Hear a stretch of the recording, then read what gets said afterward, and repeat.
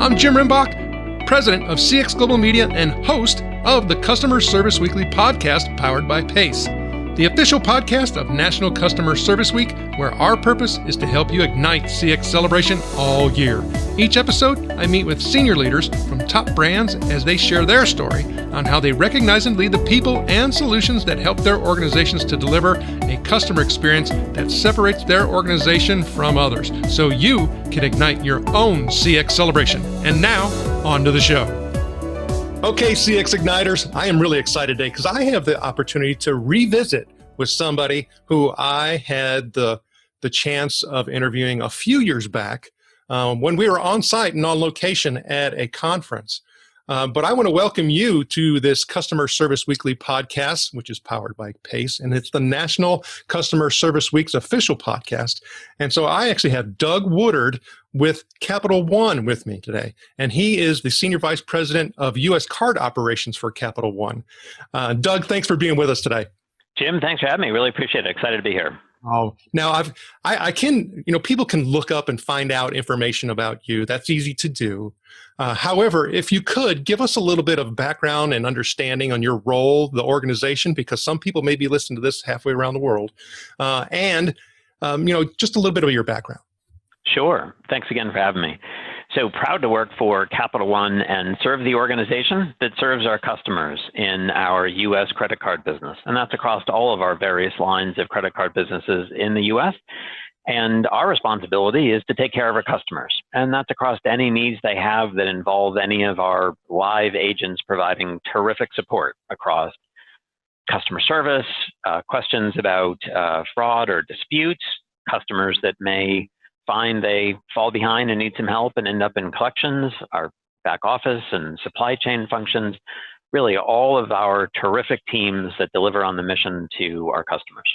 Well, even as you're saying that, Doug, I'm starting to think of, oh my gosh, you got front office, back office, you've got, sure. There's dozens or more of different parts of the operation that you have, isn't there? Oh, yes, for sure. Several dozen. And it's across different lines of business, from consumer cards to small business cards to retail, private label, co-brand cards. And then, as you said, across dozens and dozens of different kinds of needs that our customers have. So our team's about 20,000 people that take great care of our customers across a couple of dozen sites.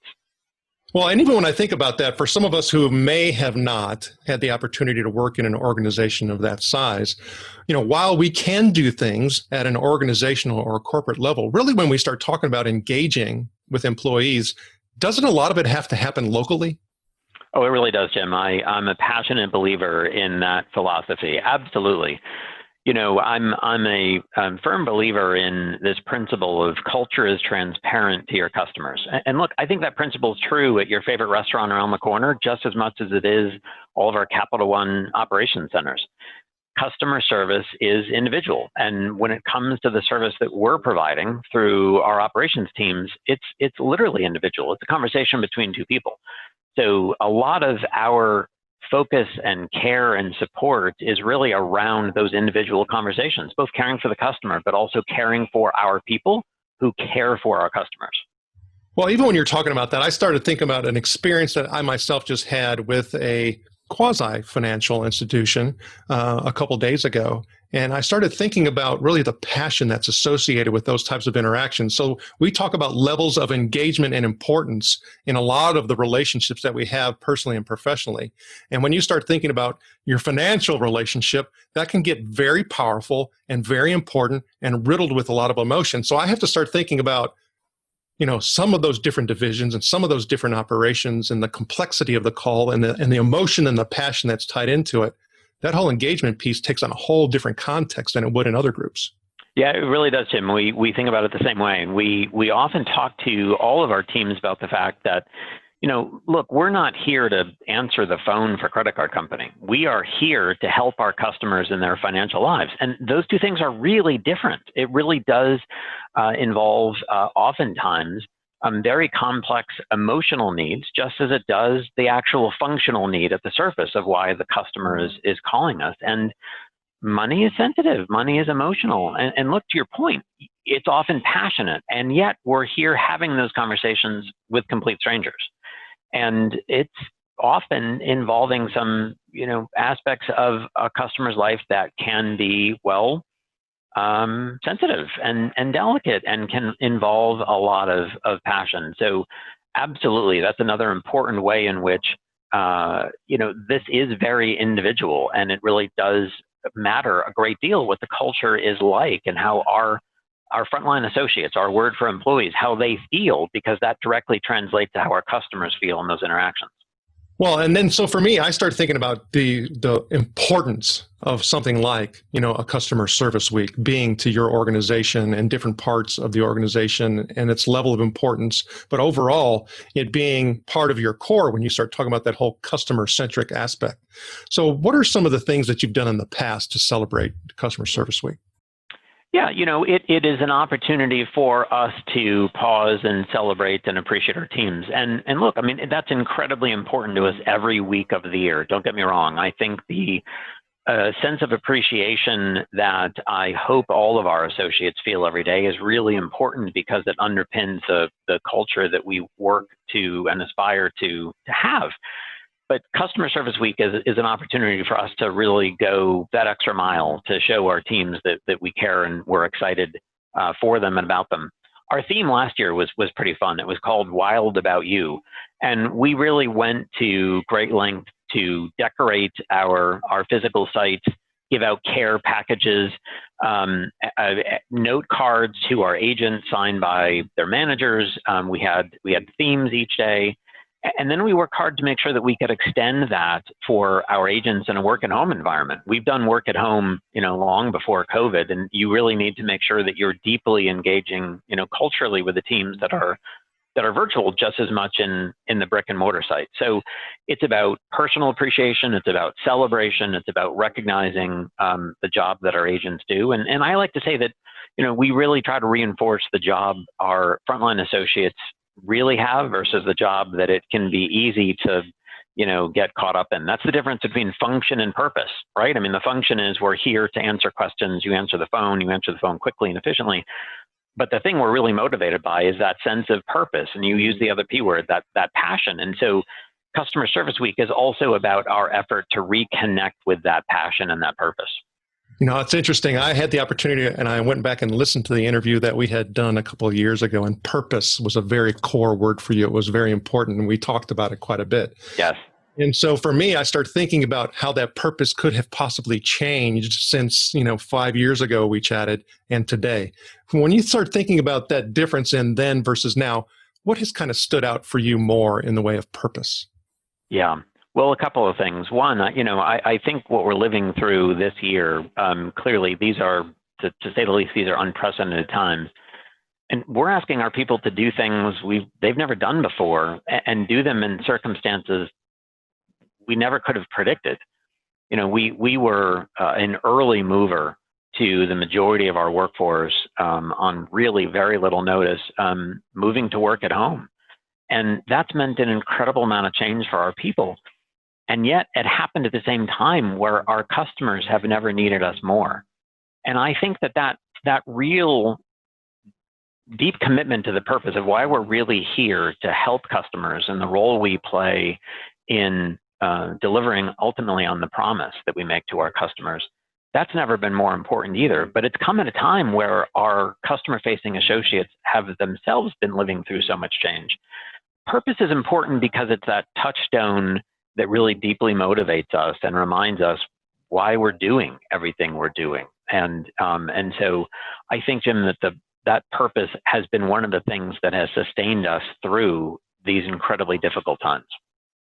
Well, and talking about that purpose, sometimes our purpose is to do for a Customer Service Week, that celebration and how you talked about how you had done some things in the past. But is there something that you can remember that you have done? It's like, oh, we're not going to do that again.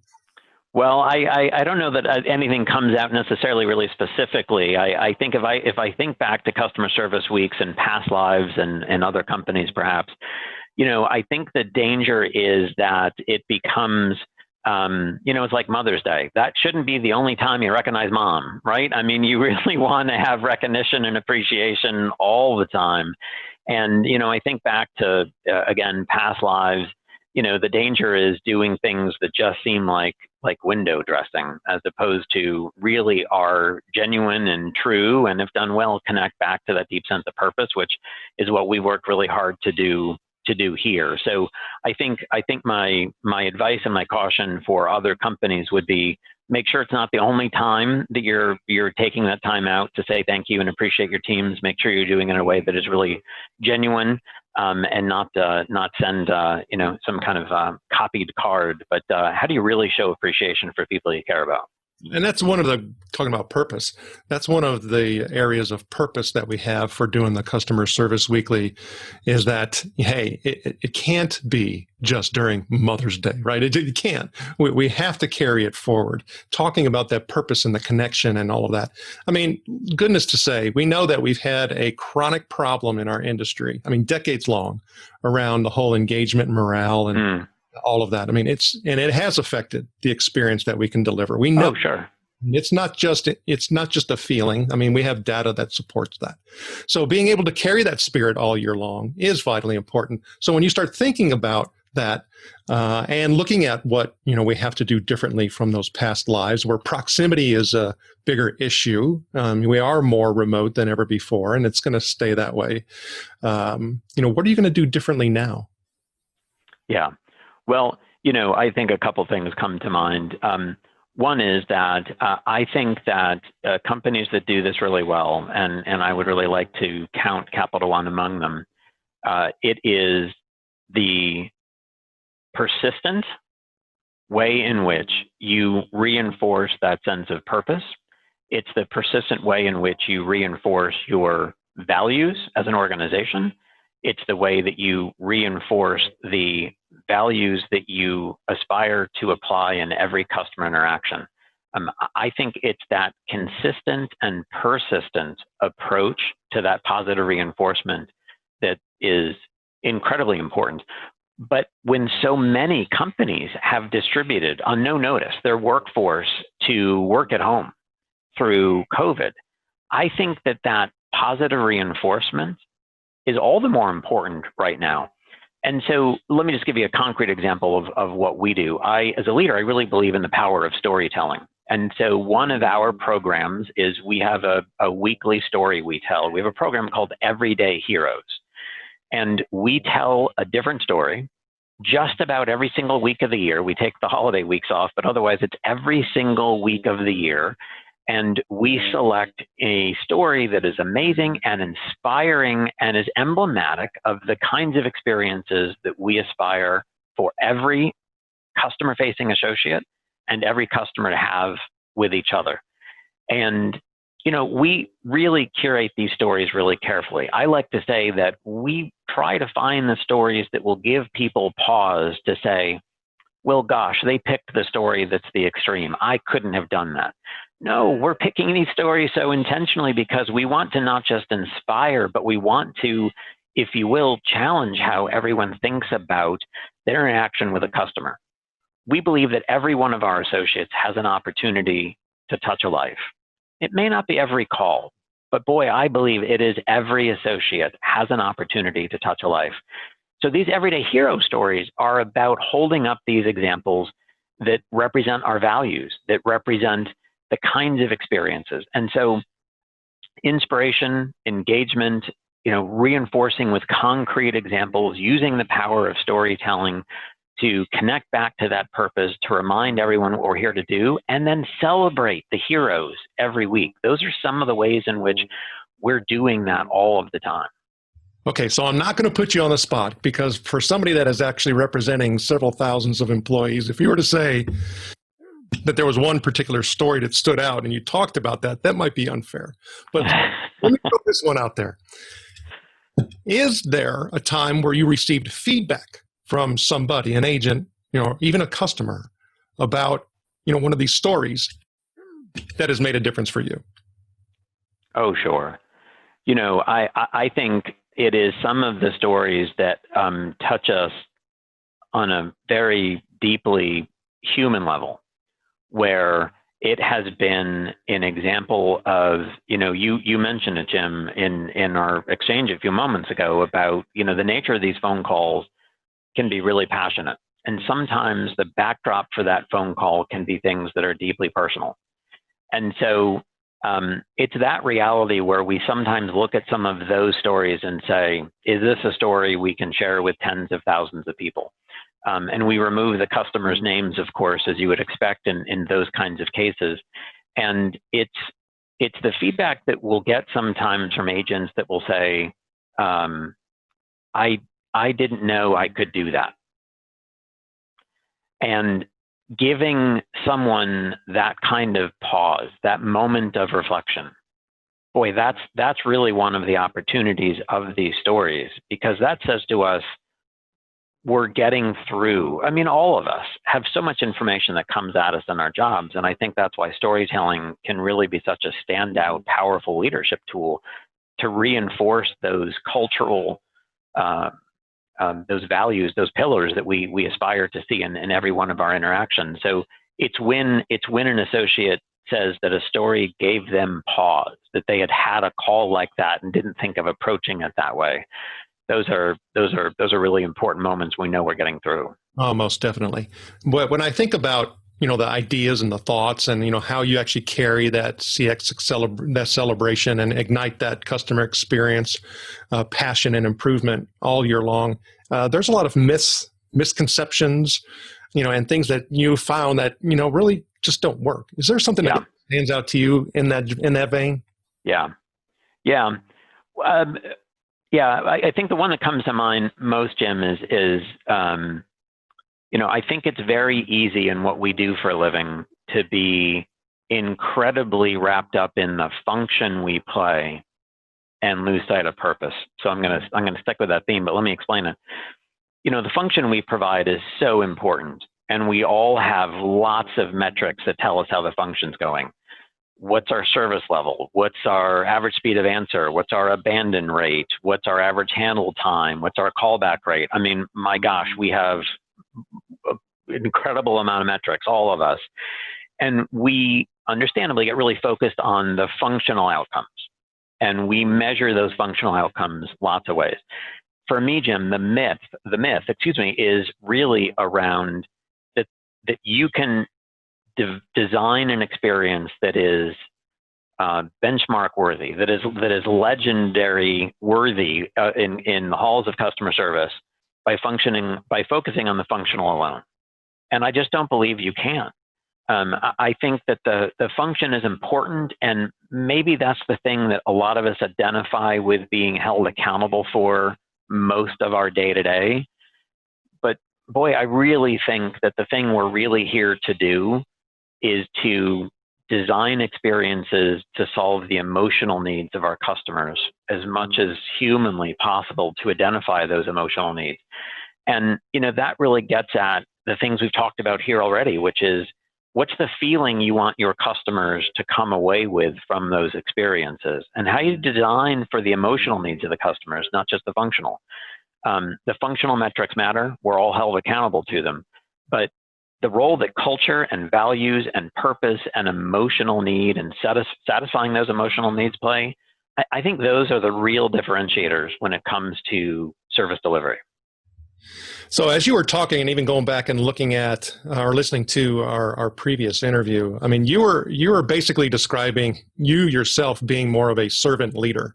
And, you've also talked about many things associated with, emotional intelligence, and being certified in emotional intelligence. I mean, there's a lot of things that I'm picking up and pulling on, but are you doing something along the lines of development with your leaders and with your frontline staff, specifically in emotional intelligence and servant leadership? Oh, sure. I think yes. I mean, I think it's one of the critical pillars of what we do. Look, I like to say that in our organization, we only have two jobs. We have tens of thousands of people. We only have two jobs. The first job are the people who care for our customers. The second job is the people who care for the people who care for our customers. Look, I go back to that outcome of great experiences address the underlying emotional needs of customers. But here's one of the secrets. If you want your customers to come away from your experiences, not just call centers, but in any experience with another human being on behalf of your company, your products, and you want those customers to come away and feel heard, supported. They want to feel empathy. They want to feel that the person took on their problems as their own. I'll tell you what, I think that employees providing that service have got to feel those same things from the organization they're a part of, and that comes down to the leaders. My job is to serve the people who serve our customers, because our tens of thousands of people have to work in an environment where those things feel true if those things are going to shine through brightly to our customers. I think that's just the reality of human nature, to be honest. And so, look, I philosophically believe in the power of servant leadership, but I also, from a hard business results reality, also equally passionately believe that we have to create an environment and have to develop leaders that can serve the organization so that our frontline associates can serve our customers, because they're the ones that are providing the service in our world day in and day out. And so in a service-oriented organization, I'll tell you what, I better be modeling the way every single day. Well, and it's not easy, like you said, with all of these other pressures that are abound. But when I start thinking about, where we are now and the transitions that have occurred, I start reflecting back and saying, there's some things that we have done in the past that we believed in the past that just aren't true now. Sure. Is there something that kind of stands out for you? Boy, things have changed incredibly quickly. I've been so fortunate to have such an amazing career across so many amazing brands. And for me, Jim, one of the things that used to be true but no longer is it used to be we all experienced kind of an even distribution of complex and quote unquote easy problems that customers were reaching out to us with. And look, I think that's true in retail stores. I think that's true in call centers. But in our digital first economy, our digital first world, we're, most of us, living on our devices. We are, as consumers, increasingly able to answer our own questions, solve our own needs with not just the simple, but with each passing year, the power of technology, artificial intelligence, chatbots, et cetera, we are able to solve those needs. And so the point at which we need human intervention, we need to reach out to a person to help us. It is increasingly true that that is the more complex. And in my line of work, that means it has the most regulatory complexity. It carries the most consequences for both the customer's outcomes and our business outcomes. And that brings with it if you will, Jim, a higher cost of caring. I mean, there's more stress on the system. There's higher expectations. It sounds so cliche to say that we need amazing problem solvers with deep ability to connect with another human and provide empathy. I don't think that's the cliche. I think that's the reality. And I think in a digital first economy, that even distribution of problem types, that is no longer true. And I think all of us as leaders in operations need to embrace that and deeply rethink what that means across tools, technology, process, our workforce. It carries with it a lot of implications. Well, and with that, I start thinking about how do we boil it down and, guide and support and help, those future leaders and those emerging leaders. Yes. So what kind of advice would you give to those folks? Well, it's all about planting the seeds for the future leaders. I really believe that part of that servant leadership philosophy also means paying it forward and preparing the next generation of leaders. A couple of things come to mind. First, I think is being a constant student, or you'll hear in some authors or speakers will talk about being a lifelong learner. The world's changing incredibly quickly, and I think we have all got to sign up to do our best to be active learners, and that requires being active listeners, being reflective, and at times that means listening with an open heart. That means being open to being wrong. That means being open to growth, being open to feedback. So I think there's probably a couple of pieces of feedback there embedded. I also think it really means developing mentor relationships, find other great people leaders, ask for advice, ask for coaching. And then 3, I would say, is actively commit to being a better leader. None of us get it right all the time. All of us are always learning. And you've got to be in a position to embrace that reality and constantly work on the multitude of skills we all need as leaders, and not see it as a journey with an end. Well, once again, Doug Woodard, I had a great time with you. Can you please Jim, thank you. CX Igniters how they can get in touch with you? Sure, they can find me on LinkedIn, and would love to hear from people. Doug Woodard, thank you for sharing all of that knowledge and wisdom, and we wish you the very best. And to all of you CX Igniters out there, I'm sure you found value from this episode, and that you will find value in future episodes of the Customer Service Weekly podcast. Doug, thank you. Thanks, Jim. Appreciate it.